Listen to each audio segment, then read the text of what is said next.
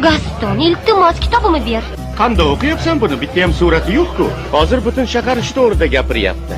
Qiz bolani kitob o'qishi yaxshi emas. Bu sovg'a.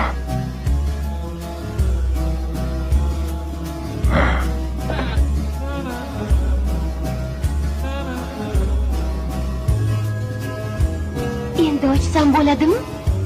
Yo'q hali. Hozir.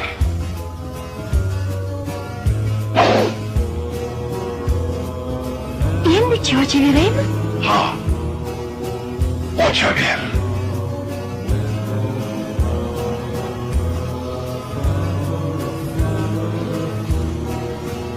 Ko'zlarimga ishonmayman.